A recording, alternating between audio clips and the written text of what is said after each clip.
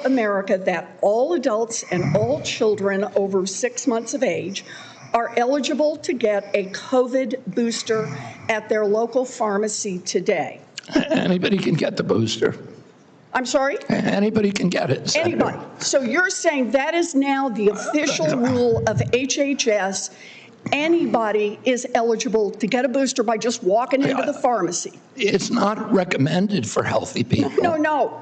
If you don't recommend, then the consequence of that in many states is that you can't walk into a pharmacy and get one. It means insurance companies don't have to cover the $200 or so cost.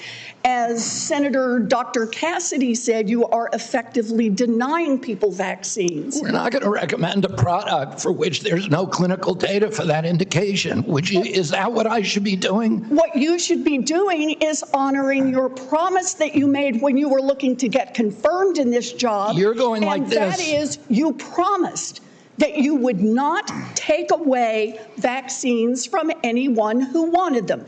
You just changed the classification of the COVID vaccine. I'm not taking them away from people, Senator. It takes it away if you can't get it from your pharmacist. Well, most Americans are going to be able to get it from their pharmacy for free.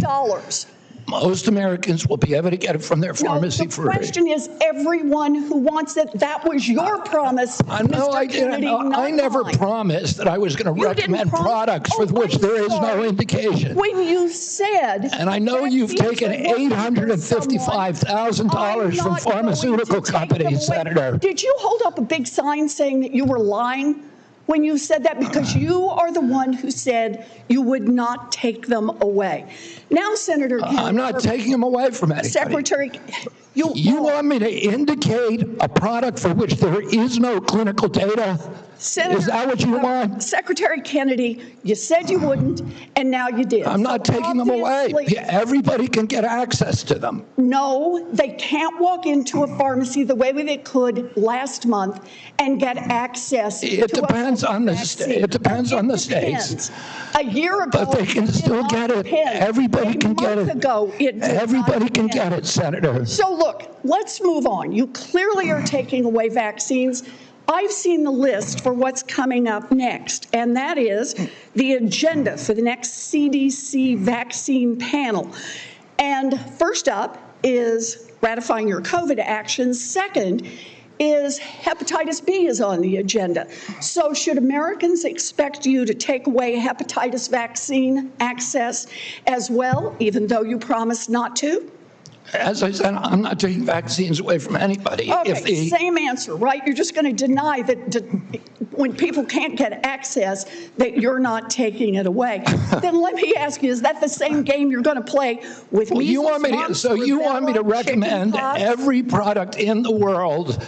No, so that without any clinical trial data. Through on your promises. Yeah, my promise was to give. A month ago, we could get COVID vaccines by just walking. You can still get COVID vaccines, Senator. You are taking that away. No, you are still. You can still get the COVID vaccines, and Medicare will still pay for them, and Medicaid will still pay for them. Tell the head of the CDC that if she refused to sign off on your changes to the childhood vaccine schedule, that she had to resign. No, I told her that she had to resign because I asked her, are you a trustworthy person? And she said no. So if you had an employee who told you they weren't trustworthy, would you ask them to resign, Senator? So I'm sorry, but this is not what she has said publicly. She has said I'm not surprised about that. So you're saying she's lying? Yes.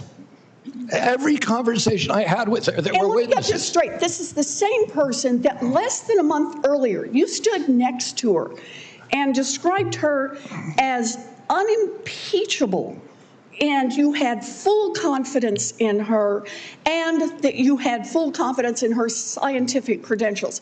And in a month, she became a liar? Yeah, you should ask her what changed. And by the way, a month ago, you were voting against her. Oh, because you thought she was either incompetent, ineligible, or unsuited to the task. I voted against her because I was afraid she was going to bend the knee to you and Donald Trump.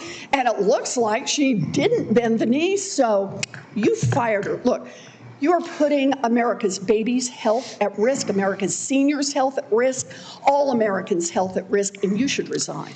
Senator Sanders. Just want to pick up on Senator Warren's point. Are you telling us that the former head of CDC went to you, you asked her, are you a trustworthy person? And she said, no, I am not a trustworthy person? She didn't say, no, I'm not a trustworthy person. She said, no. Wow. Giving a quote. And I asked her twice. No, 1 second. And you're also repeating now that she is a liar, correct? What she wrote in the Wall Street Journal. If she wrote that I fired her because she refused to sign on in advance for the ASIP committee, no, that's not accurate. All right. So you're calling her a liar, and I look forward to her coming before the Help Committee, maybe